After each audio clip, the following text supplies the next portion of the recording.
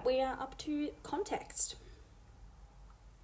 All right, when we analyse language use, we need to take into account the contextual features that impact the language used. These are the semantic field, the mode, the setting, the register, the audience, the relationship between participants, the function, and the social purpose. Make sure you have all of these things in your notes, please. Okay, we're going to go through each one. So, semantic field is the linguistic term for when lexemes can be grouped together with others that have interrelated meanings. In linguistics, we say that these words have the same field, okay? So they all belong basically to the same topic is what it means. When attempting to identify the discourse, the field of a discourse, you need to ask what are the main topics or themes addressed and how can the lexemes within this discourse be grouped or categorised. So for example, if we read just, so we've got section 2, duties of the officials. A, the officials shall, prior to the start of the game, inspect and improve all equipment, including courts, baskets, balls, blackboards, timers, and scorers' equipment. The officials shall not permit players to play with any type of hand, arm, face, nose, ear, head, or neck jewellery. Blah, blah, blah, blah, blah. If we skip down to D, all equipment used must be appropriate for basketball. Equipment that is unnatural and designed to increase a player's height or reach or to gain an advantage shall not be used.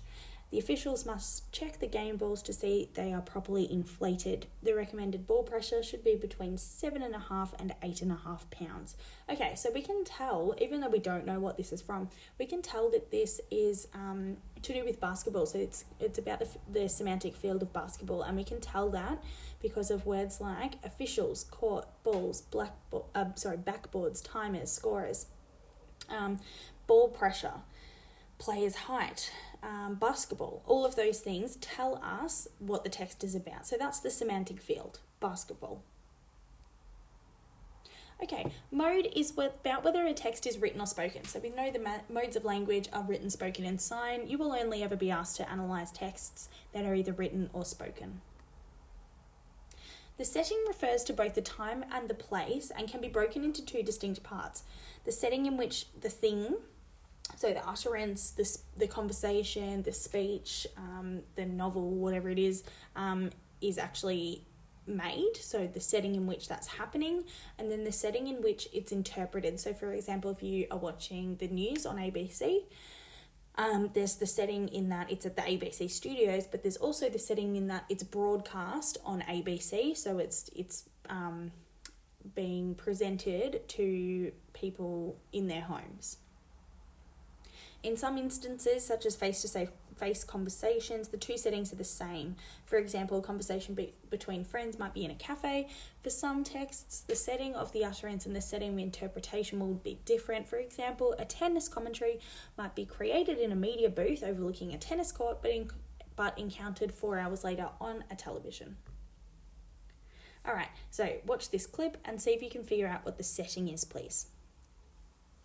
So, do you recognize any of these men? I was hiding in the bathroom stall, so I didn't see his face, but I heard him. He was singing along to the music at the bar. Do you remember what he was singing? I think it was that song, I Want It That Way. Backstreet Boys, I'm familiar. Okay. Number 1, could you please sing the opening to I Want It That Way? Really? Okay.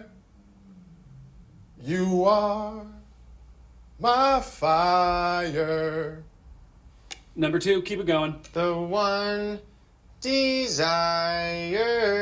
Number 3. Believe when I say. Number 4. I want it that way. Tell me why. Ain't nothing but a heartache. Tell me why. Ain't nothing but a mistake. Now number 5. I never wanna hear you say. Woo! I want it that way. Ah, chills. Literal chills. It was number 5. Number 5 killed my brother. Oh my god, I forgot about that part.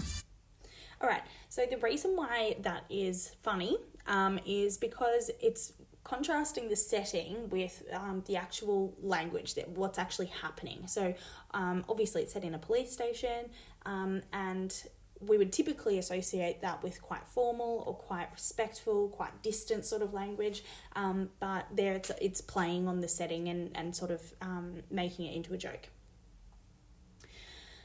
Okay, the register we've talked about before, so it's the style of language adopted by a speaker or writer to suit their purpose. It can be placed along a continuum, so imagine like a big line with highly formal to highly informal at the other end. The language can be classified as belonging to a particular style of register. They can be quite broad, from, say, a formal register, or more specific, so like a medical register, which is how medical texts are usually written. They follow a particular set of rules. Okay, so I want you to do this individually, obviously. So pick one of these different registers and come up with 4 to 6 linguistic features associated with it. So you might know already if you pick one that you're already familiar with, but you also might need to do some research if there's one that you're not so familiar with, like religious or literary or something like that. Once you're done, come back. Okay, so the audience, we need to think about who the language is aimed at, who participates in the discussion, and who is observing or is kind of watching, listening to this utterance. Okay, so we're going to watch this clip. I want you to think about who is the audience of this conversation. How's its flower look? Is it going? I think it goes. Great. Oh, Kim, Sharon, look what I've done. I'm a fool. Look, I faked it wrong arm. Oh my God. Come on. Oh What am I going to do? no. Maybe you could tan the other side, Mrs. D. Oh no, Sharon, that's a dreadful waste of fake tan. Hold on. Turn the top around.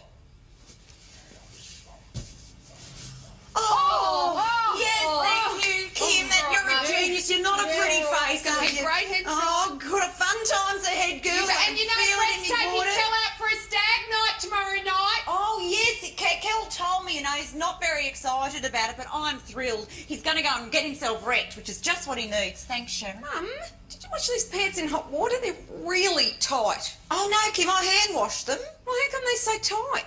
Kimmy, look at me, please, Kim. Now I've got one word to say to you. Bonbonieri. What? Sugared almonds on your thighs, ring a bell. Right, that's it. I'm not going. Oh, come on, lighten up and have a flute of bubbly. Come on. Cheers! Great. Okay, Oh, no more, please. I'm keeping myself nice. I don't want to late night. Okay, we'll leave it there. So who do you think the audience of this piece is? So I would say that it is definitely Australians. This isn't going to be funny. It's not going to be understood by people who aren't Australian. And it's probably going to be Australians of like middle class who will find these kinds of things. They'll find it funny because they'll have been exposed to it in their life. So you need to think about the fact that even if you spoke fluent English, if you're American, for example, it's not going to be as amusing. All right, the relationship between participants is determined by 3 things: solidarity, power, and social distance. So solidarity is, are the participants on the same side? Are they working together or are they working against each other? So are they having a nice, normal sort of friendly conversation, or are they having an argument? Do they want the same thing? Do they want different things? Power. Who has more control over the discourse? Is there a power imbalance or are they equal? So is it like a boss and an employee talking? Because there's probably going to be a power imbalance there. If it's 2 friends talking, there's probably not going to be a power imbalance. And then social distance. Are they friends or family? Are they acquaintances? Are they strangers? This is about how well you know the other person or people that you're talking to. Okay, we're going to watch this clip or a bit of this clip, and I want you to think about what's the relationship. Are they friendly? Are they strangers? Who has the power? And so on.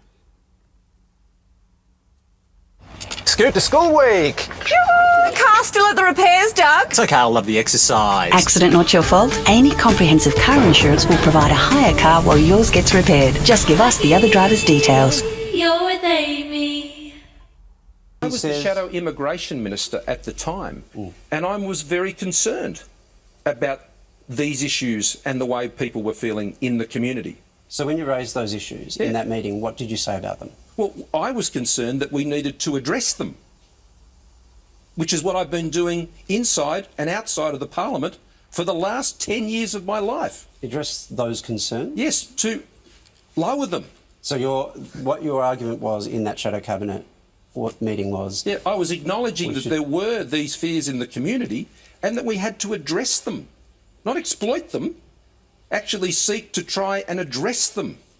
So the reports then of other people in the shadow cabinet concluding that discussion by saying, we have a non-discriminatory immigration policy and that's the way that it should stay. Yeah, that has always been my view. Right. But that I have championed that view as a minister, as a member of parliament for my entire public life. Why would that need to be said, though, if the discussion in the meeting was about how can we dampen down community concerns about Muslims? Because I think we have responsibilities, as you were just asking me to do, that where we are concerned that people would have fears about these things, that we would seek to alleviate those fears. And this was a meeting about campaign strategy, and you were saying... No, this was just a shadow cabinet meeting. Okay, and so at the talking end of that... about policy. At the end of that conversation, somebody had to say, it was reported as Julie Bishop, who I understand was chairing that meeting, said, we're drawing a line under this because we have a non-discriminatory immigration policy. Yes, that's my view, and that was my view. But it's always been my view. I still don't understand why she would need to say that if that wasn't a matter of controversy within the meeting. No, what I'm saying is that I was concerned about those fears in the community, and that it's always been my practice, as I've demonstrated to you, outside the parliament and inside the parliament, to seek to address those. Okay.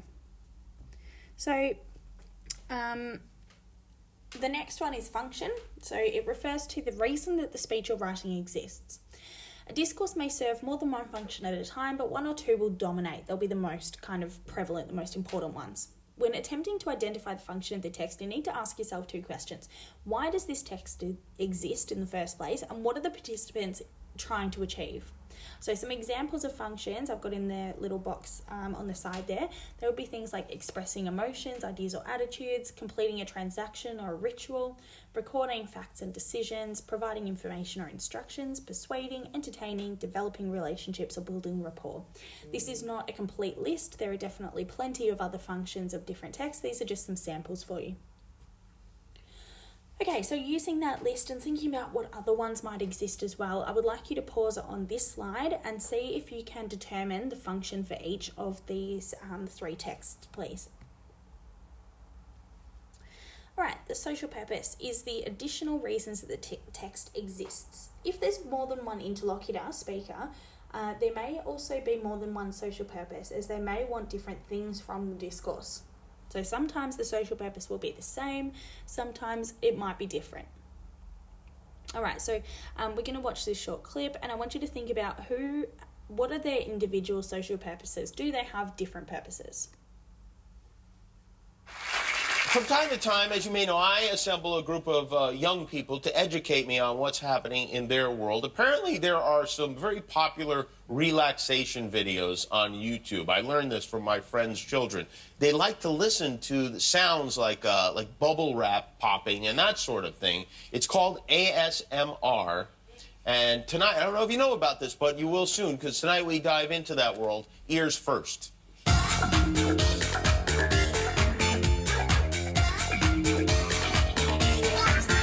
So here we are with, what are you guys, kids?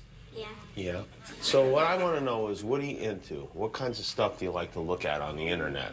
ASMR, and the acronym stands for Autonomous Sensory Meridian Response, which is a tingling sensation that starts in the neck and goes down the spine and comes back due to some sounds. You know, when I saw you in the glasses, I thought you were just a nerd, but now I realize you're actually smart, too.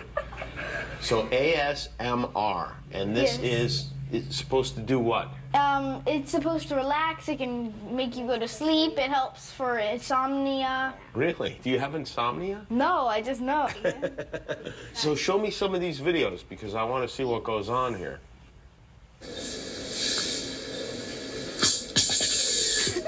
What is he, a wizard? Let's watch.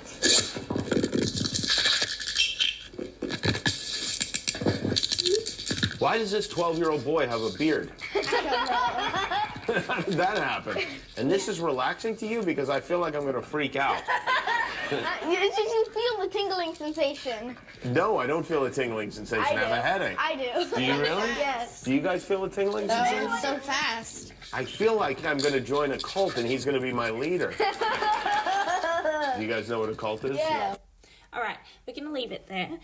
So we've got a couple of different social purposes. So Jimmy Kimmel's social purpose is to entertain. So that's also the function, okay? So the function is the overall big reason that this exists, which is to entertain people. Individually in this discourse, he is wanting to entertain, and you can see that because he's making jokes with the kids, and he's trying to kind of get a laugh out of his audience.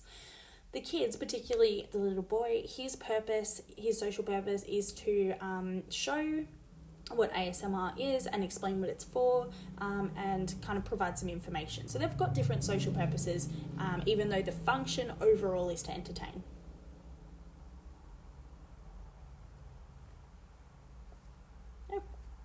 Okay, that